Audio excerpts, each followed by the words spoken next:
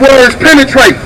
It penetrates your skull and go deep into the essence of your soul so you can understand what we need to do, and then we can start organizing. We need to start organizing. I'm going to be right here. Hit me up. The chess club is right here. Talk to us. We're here to organize. We got to pull together. We got to hug each other sometime, brother. You know what I'm saying? We got to come together and show that love, because that's all we lacking. That's all we lacking is love. Love unites anything. Love unites any people. But we don't love ourselves because we don't know ourselves. And we don't know our greatness. And we don't know the greatness that we have shared to everybody in the world, to all races in the world. So I end this by saying, I love my people. I hope for the best. And I work for the best of my people. And I ask for you to stand with us. Be with us. Unite as one. Come with one aim, one goal, one peace, one love, people.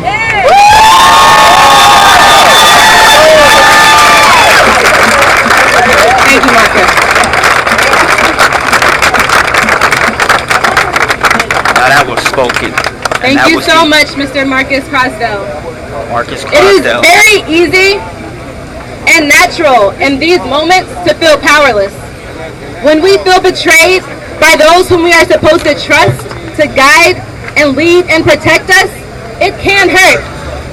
And we do hurt.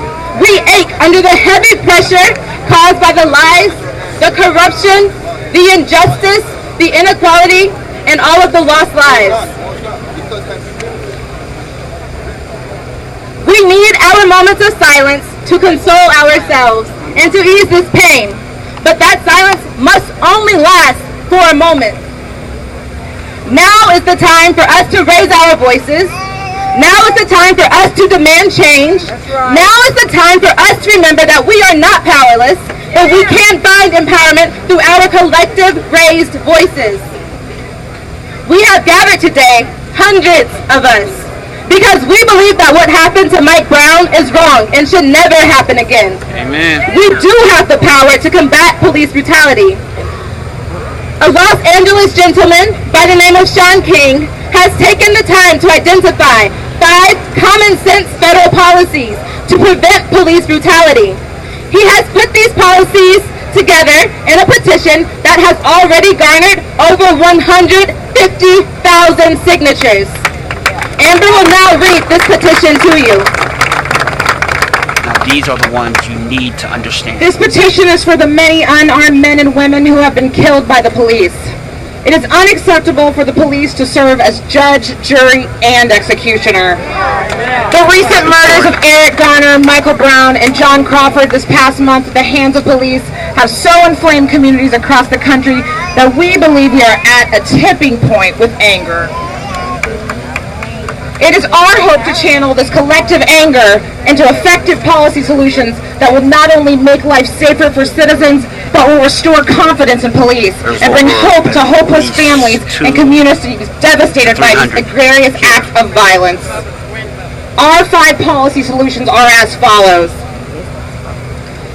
1. The shooting and killing of an unarmed citizen who does not have an outstanding warrant for a violent crime should be a federal offense. Number 2. Chokeholds and chest compressions by police, whatever the coroner lists as the official cause of death for Eric Garner, should be federally banned. That's the happening in New York. Number 3. All police officers must wear forward-facing body cameras while on duty.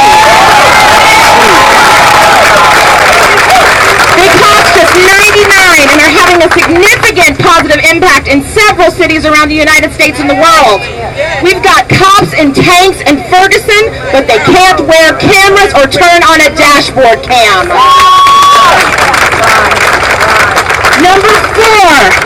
Suspensions for violations of any of the above offenses should be unpaid. Most police officers Number 5. on their suspension. Convictions for the above offenses should have their own set of mandatory minimum penalties. The men who killed Diallo, Bell, Grant, Carter, Garner, and others all walk free, while over 100,000 nonviolent offenders are currently incarcerated in American prisons.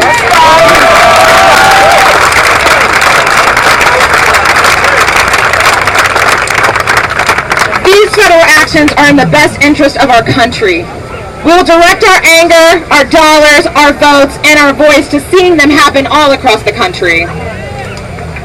We must demand an end to the senseless violence and shoddy investigations. We must reconcile this bloody history with the fact that we have the power now to change the course of our society. Officials, we urge you to enact laws that will protect civilians from reckless and excessive force. To the police forces across this nation, we demand that you hold yourselves accountable and make your protocol transparent. I'm encouraging those of us who haven't already signed Shaun King's petition to pull out their phones in this moment.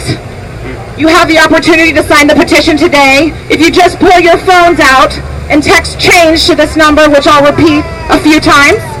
The number is 816-249-1766. Again, that number is 816-249-1766. We will have the petition on the website for you to sign if you cannot access that now. Simply fill out your name and you will receive a link to the petition on your phone this evening. Let us all sign here tonight. Let us stand in alliance and demand more from those who were supposed to protect us. Thank you.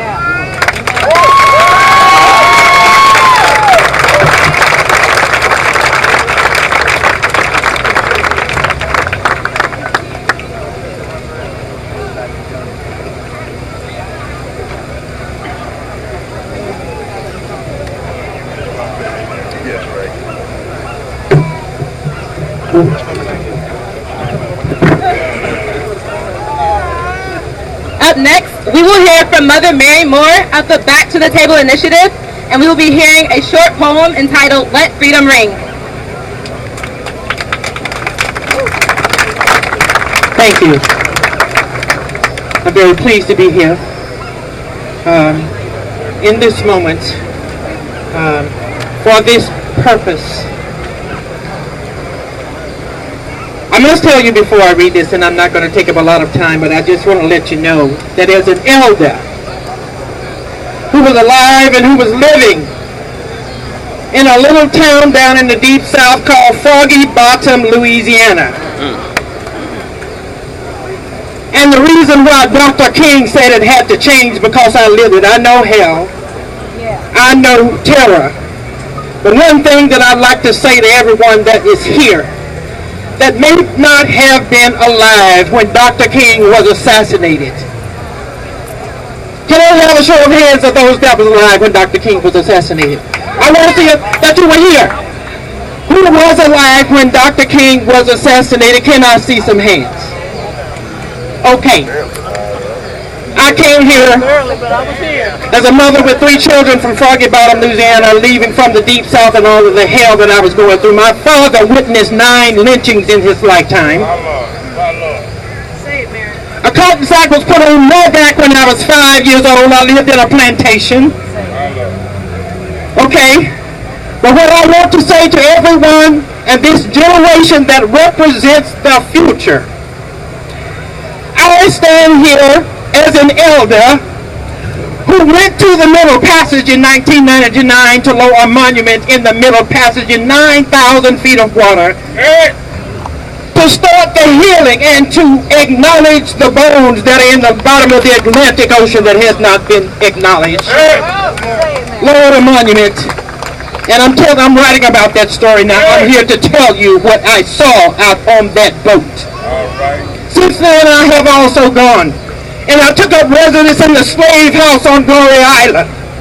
And I sat in the door of no return in the moon facing the Atlantic Ocean because I had to go there. And I know that God did not send me through these experiences for nothing. I want to apologize for my generation, the elders who are still living, and it's time for us to get busy. Because we forgot to tell you You don't know, I know what time it is. I've seen it. I've been around this block before. And it's time for us to tell our children, and let's get busy. Find out, like you said, about your history. Talk to your grandmother. Find out what part of Africa did she come from. Find out about your family. Know your family story. My grandfather was sold off of a ship in New Orleans in 1827, and they paid $1,700 for a man from Africa. That doesn't mean he was ignorant and poor and pitiful. He was brilliant. And you are brilliant. And you come from a land of brilliancy. You are not poor and pitiful. You are survivors. That's what you are. You are survivors. You are a survivor, people. Now, Dr. Maya Angelou, who just left us and who has joined the ancestors, and I feel the presence. They are here with us right now. And the initiative that God has put on my heart before I leave this earth is the restoration of restoring the family, the back to the table initiative to restore the family back to the basic fundamentals of what made our family strong. And it's never too late. We can start right now. When you go to your house, let me say something to the adults. Let me say something to grown people up in here. All right, come on with it. Come on.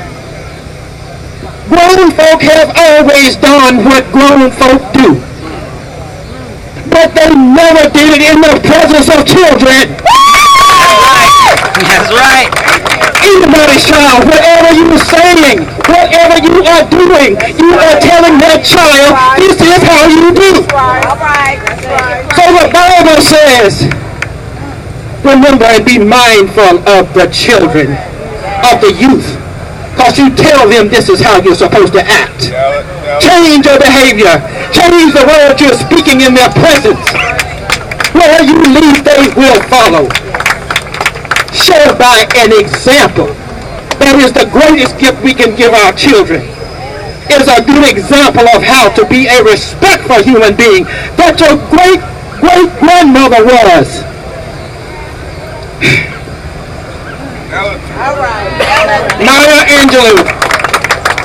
So this is, I'm going to read it for y'all, and you go and find this for yourself and print it out and sign and put your name down and sign a commitment to the Black Family Pledge. And it reads, because we have forgotten our ancestors, our children can no longer give us honor. Because we have lost the path our ancestors cleared, kneeling in perilous undergrowth, our children cannot find their way. Because we have bandaged the God of our ancestors, our children cannot pray. Because the long wails of our ancestors have faded beyond our hearing, our children cannot hear us crying. Because we have abandoned our wisdom of mothering and fathering, our befuddled children give birth to children they neither want nor understand. Because we have forgotten how to love, the adversary is within our gates and holds us up to the mirror of the world, shouting, regard the loveless. Therefore we pledge. Say, I pledge. Say, we pledge. We pledge to bind ourselves again to one another. Ourselves again. To embrace our lowliest. Embrace our lowliest. To keep company with our loneliest. Keep company with our loneliest. To educate our illiterate. To educate our illiterate. To feed our starving. To feed our starving. To cleanse our ragged. To clothe our ragged. And to do all good things, knowing that we are more than keepers of our brothers and sisters. We are our brothers and sisters.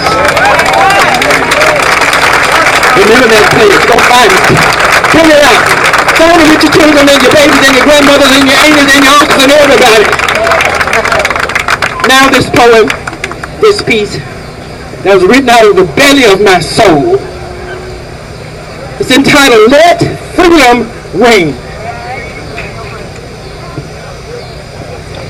My country, 'tis of thee, sweet land of liberty, of thee I sing. Land where my fathers died, land of the pilgrim's pride. From every mountainside, let freedom ring. I want to hear the bell of freedom. I want to hear it ring. I am listening for the bell of freedom. I'm leaning in so I can hear the bell of freedom. Why can't I hear it? I've been waiting all my life. What does it sound like? Is it so silent that I can't hear it? I want to hear the bell of freedom ring before I leave this earth. My heart is yearning to hear it. Somebody help me hear the bell of freedom. I'm listening.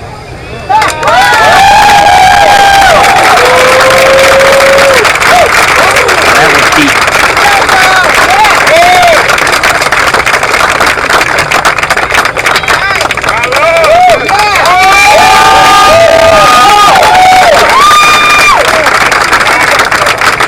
Thank you, Mother Moore.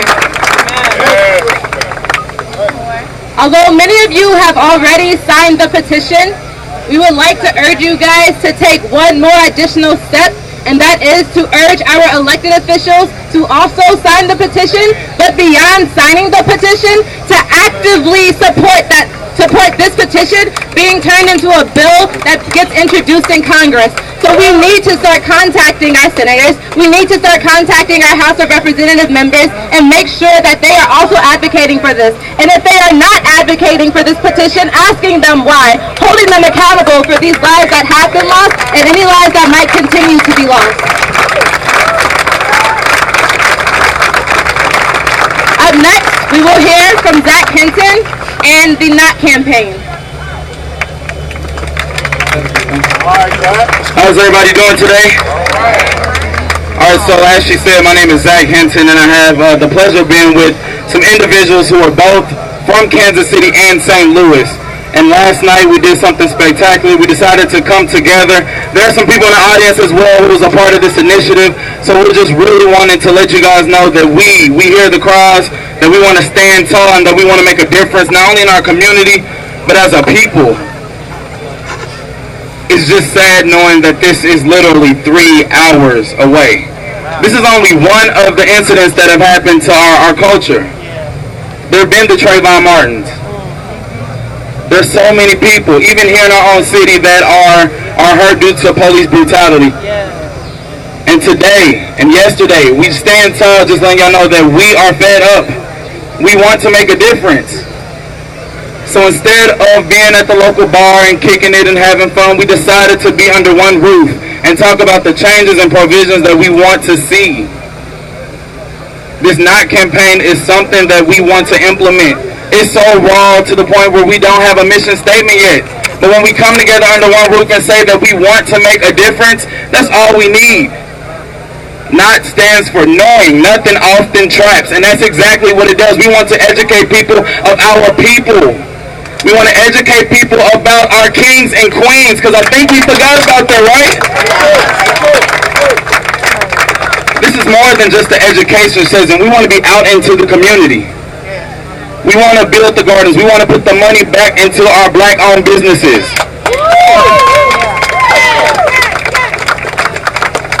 We said we will do whatever it takes. If we have to knock door to door to let people know about what we're wanting to do, we want to make sure that we get the message out.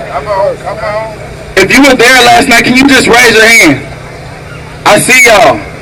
And I hope that the community see us as well, because we are going to make a difference. We're going to spread the word. We're going to do what we have to do. But more so importantly, we're going to communicate with the community so y'all know exactly what we're wanting to do. We're going to post flyers. We're going to be in your community. My job wasn't to come up here and talk about this campaign, but it needed to be heard. It needed to be heard. So if you want more information and you have access to Twitter, Instagram, the Not Campaign, please follow that. It has to stop. So I'm going to go ahead and just pass the microphone. They will then pass it back, and we will have a chant for you guys. I'll explain that. I promise I will.